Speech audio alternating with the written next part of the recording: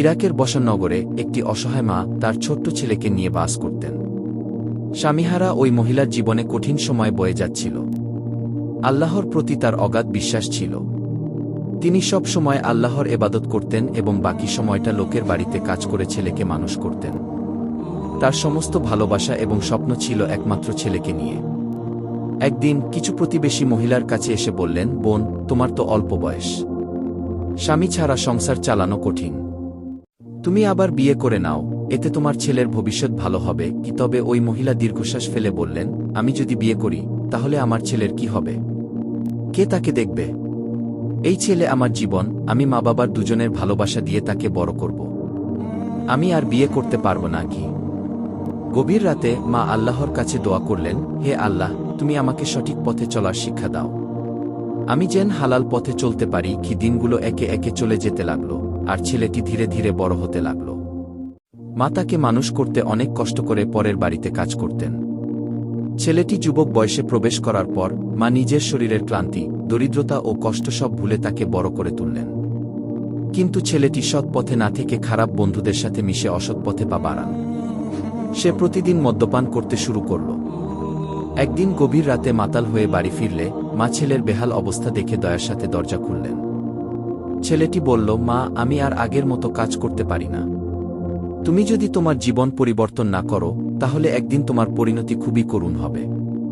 দয়া করে মদ ছেড়ে দাও, আল্লাহর হাতে ফিরে এসো। কিন্তু ছেলেটি উপহাস করে বলল, মা, দুনিয়ায় উপভোগ করার জন্যই তো এসেছি। এই কথা বলার পর সে হাসতে হাসতে নিজের ঘরে চলে গেল।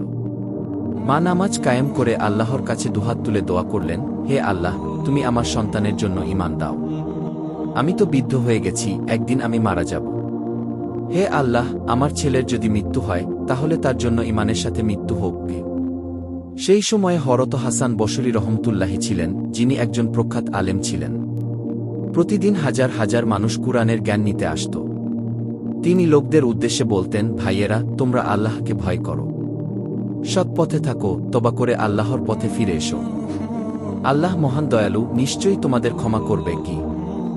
অন্যদিকে বৃদ্ধ মায়ের সেই ছেলেটি একদিন বন্ধুদের সাথে গভীর রাতে মদ্যপান করে বাড়ি ফিরছিল।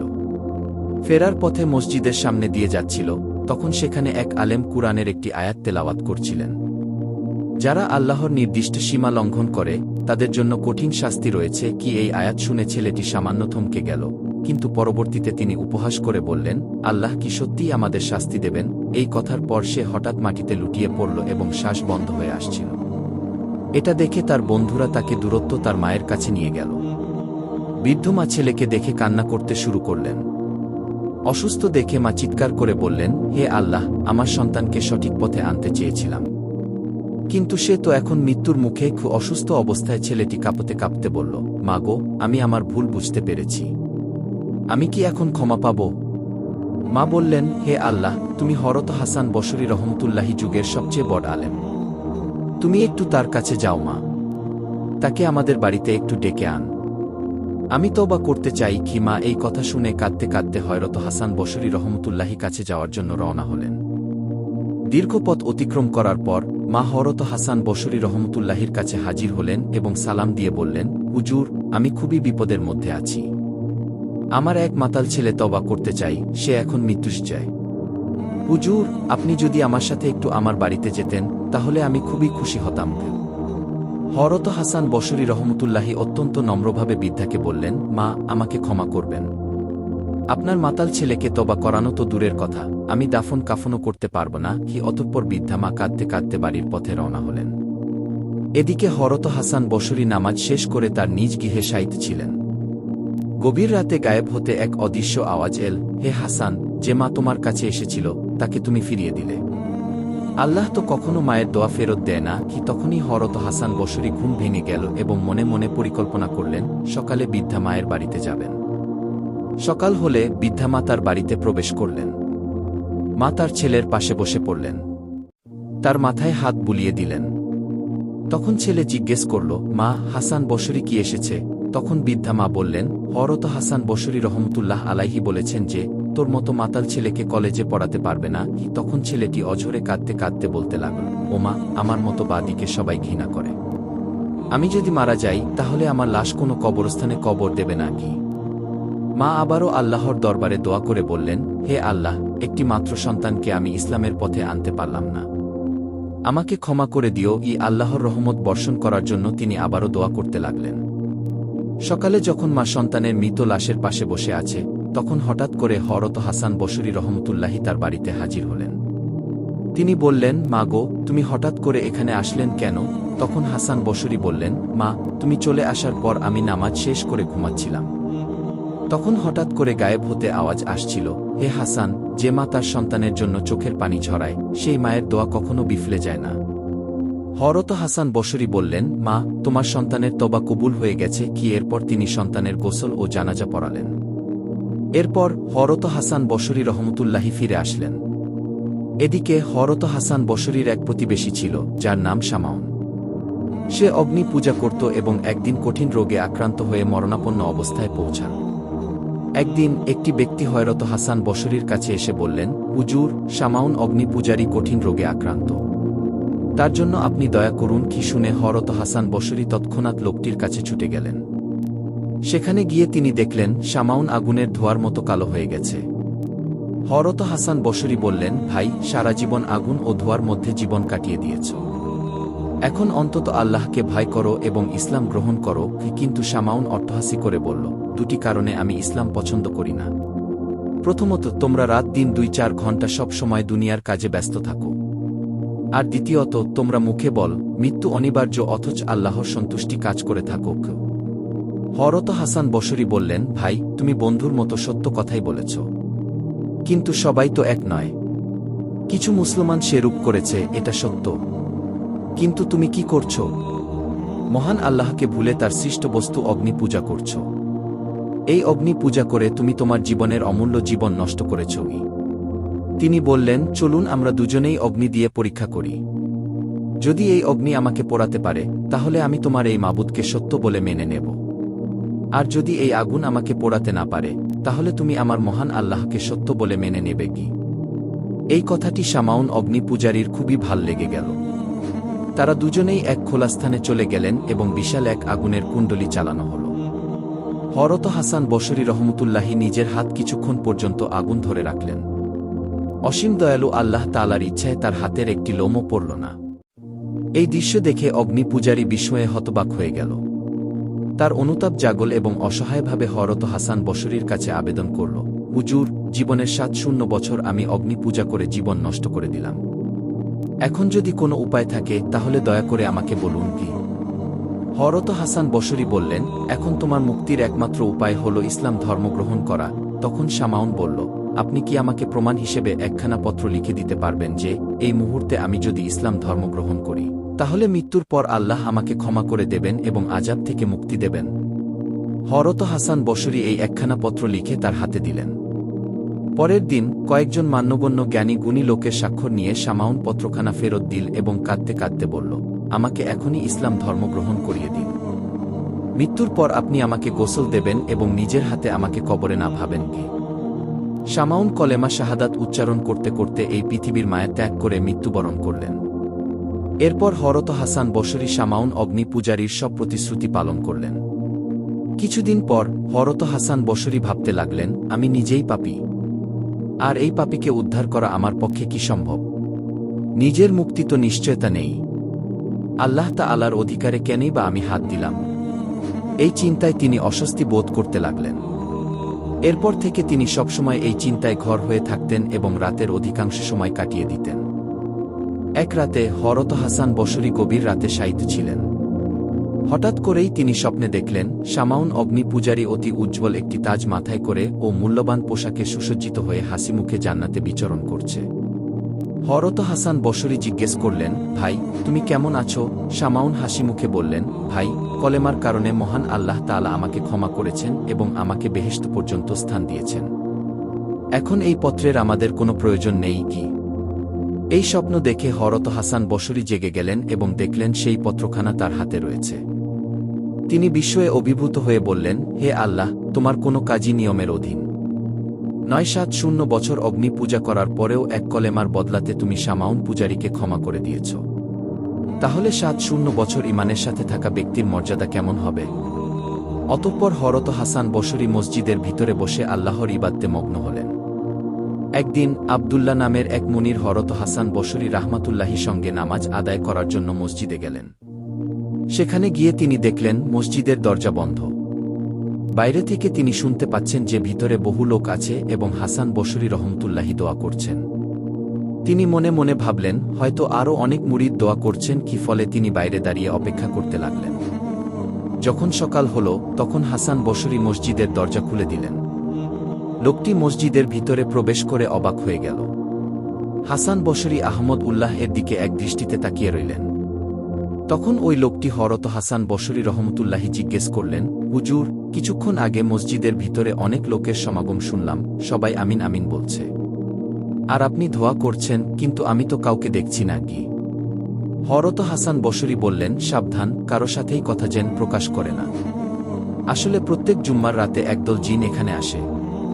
আমি তাদেরকে শরিয়াতে আগাম শিক্ষা দিয়ে মোনাজাতে মশগুল করি কি। একবার হযরত হাসান বসরি কয়েকজন সঙ্গীসাথী সহ কাজ করার জন্য রওনা হলেন। অনেক পথ অতিক্রম করার পর তারা পিপাসায় ক্লান্ত হয়ে পড়েছিল। তখন হযরত হাসান বসরি বললেন, ভাইয়েরা, তোমরা একটু পানির সন্ধান করো, নয়তো এত পথ সফর করা সম্ভব হবে না কি। এ কথা শুনে কয়েকজন সঙ্গী পানির সন্ধান করতে লাগল। তারা দেখল রাস্তার পাশে একটি কূপ রয়েছে। সেখানে গিয়ে তারা দেখল কূপের একদম নিচে পানি রয়েছে, কিন্তু সেখানে দাঁড়িয়ে বলতে কিছুই ছিল না। এটা দেখে তারা সবাই হযরত হাসান বসরি রহমতুল্লাহি নিকট ফিরে আসলেন। তখন হযরত হাসান বসরি জিজ্ঞেস করলেন, কি ব্যাপার?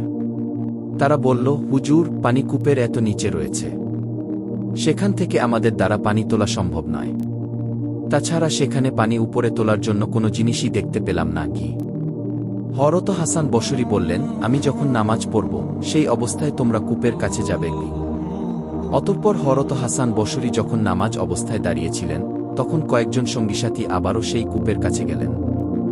উপরের দিকে তাকাতেই তারা অবাক হয়ে গেল। তারা দেখল কূপটা একেবারে পানিতে পরিপূর্ণ হয়ে আছে। তারা সবাই পেট ভরে পানি পান করল এবং কিছুটা কাছে রেখে দিল। যখন তারা হযরত হাসান বসরি রাহমাতুল্লাহির কাছে ফিরে আসলো তখন হাসান বসরি তাদেরকে বললেন, তোমাদের ঈমান খুবই দুর্বল, তোমরা আল্লাহর উপর বিশ্বাস রাখো না, সেই কারণেই কূপের পানি একেবারে নিচে চলে গিয়েছিল। এ কথা শুনে তারা সবাই লজ্জিত হলেন। এরপর তারা আবারও হজের উদ্দেশ্যে রওনা হল।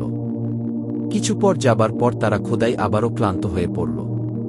তখন রাস্তার পাশে কয়েকটা খেজুর গাছ দেখতে পেল।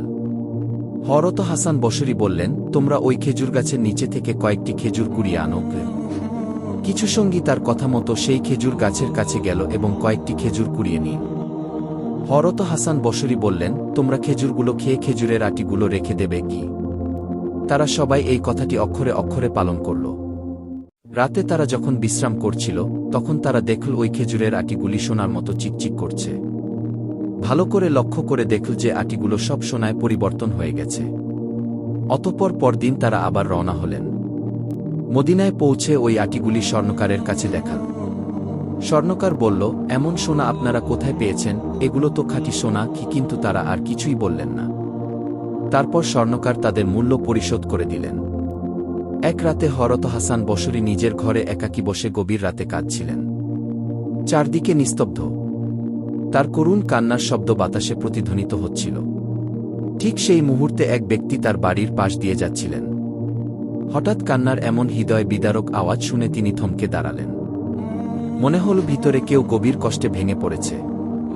ধীরে ধীরে ঘরের ভিতরে প্রবেশ করলেন এবং বিস্ময়ভরা কণ্ঠে জিজ্ঞেস করলেন, হুজুর, আপনি এত জোরে কাঁদছেন কেন? কি এমন দুঃখ যে আপনাকে কাঁদাচ্ছে? হযরত হাসান বসরি অস্ত্রসিক্ত চোখে তার দিকে তাকালেন এবং কাপা কণ্ঠে বললেন, ভাই, আমি জানি না, হয়তো আমি এমন কোনো কাজ করেছি যা আল্লাহর অপছন্দ।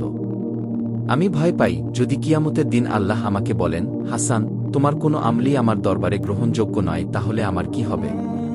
কোথায় আমি যাব? এই ভয়ে আমি কাঁদছি কি। সেই ব্যক্তিটি স্তব্ধ হয়ে গেল। মনে মনে বলতে লাগল, একজন মহান আলেম যিনি সারা জীবন ইবাদতে কাটিয়েছেন, যার তাকওয়া ও সাধু, তার জন্য গোটা শহর তাকে শ্রদ্ধা করে। তিনি যদি এভাবে কাঁদেন তাহলে সাধারণ মানুষের কি হবে? একবার বসরা নগরীতে অনাবৃষ্টির কারণে দীর্ঘদিন বৃষ্টি হয়নি। মাটি ফেটে চলছিল, শস্যক্ষেত মরে গেছে, নদী নালা শুকিয়ে গেছে। দুর্ভিক্ষ নেমে এসেছে নগর জুড়ে। একদিন একদল মানুষ হযরত হাসান বসরি রাহমাতুল্লাহির দরজায় এসে কাঁদতে কাঁদতে বললেন, হুজুর, আমরা কি করব? বৃষ্টি না হলে আমরা সবাই মারা যাব। দয়া করে আল্লাহর দরবারে দোয়া করুন যেন তিনি আমাদের জন্য বৃষ্টি বর্ষণ করেন কি। তখন হযরত হাসান বসরি কিছুক্ষণ নীরব থাকলেন। তারপর দুঃখ ভারাক্রান্ত কণ্ঠে বললেন, তোমরা যদি বৃষ্টি পেতে চাও তাহলে আমার মতো গুনাহার মানুষকে শহর থেকে বের করে দাও। আমি মনে করি আমার পাপের কারণেই এই দুর্যোগ নেমে এসেছে কি। এ কথা শুনে সবাই অবাক হয়ে গেল। তারা কিছুই বুঝতে পারল না। যিনি সারা জীবন ইবাদত করেছেন তিনি কিভাবে পাপী হতে পারেন? সেই রাতে হযরত হাসান বসরি একাকী এক নির্জন স্থানে চলে গেলেন। সেখানে গিয়ে দুহাত তুলে আল্লাহর দরবারে বিলম্ব করে কাঁদতে কাঁদতে দোয়া করতে লাগলেন, হে আল্লাহ, আমি জানি আমি পাপী। আমার গলার কারণে যদি তুমি বৃষ্টি বর্ষণ না করো তবে এই মানুষের কি দোষ? ওরা তৃষ্ণার্ত, ওদেরকে তুমি রহমত দাও হে পরওয়ারদেগার। তুমি যদি আমাকে ক্ষমা করো তবে আমার কি হবে? তার চোখ দিয়ে জল টল করে অস্ত্র ঝরেছিল।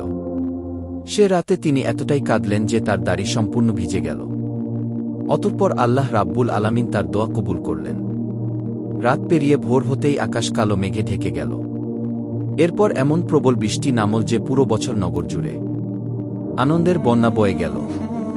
মানুষ দৌড়ে বের হয়ে আসলো এবং বলল, সুবহানাল্লাহ, আল্লাহ আমাদের দোয়া কবুল করেছেন কি। হযরত হাসান বসরি রাহমাতুল্লাহির আল্লাহ ভীতি এতটাই গভীর ছিল যে তাকে দেখলে মনে হতো তিনি যেন কোনো অপরাধী যাকে ফাঁসির মঞ্চে তোলা হচ্ছে। তার চোখে সব সময় অস্ত্র, তার মনে সব সময় ভয় ছিল। তিনি ভাবতেন, আমার আমল কি কবুল হবে? এই গল্প আমাদের জন্য একটি বড় শিক্ষা। যদি একজন হাসান বসরি রহমতুল্লাহি মতো আল্লাহকে এতটা ভয় পান তবে আমাদের কি অবস্থা হবে?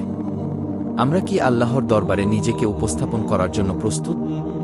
এই প্রশ্নের উত্তর আমাদের প্রত্যেককে হৃদয়ে প্রতিধ্বনি হওয়া উচিত। আল্লাহ আমাদের অন্তরে তার ভয় দান করুন, আমাদের আমল কবুল করুন, আমাদের সহজ সরল রাস্তায় চালাও এবং আমাদের সকলকে ক্ষমা করে দাও। আমিন। আসসালামু আলাইকুম।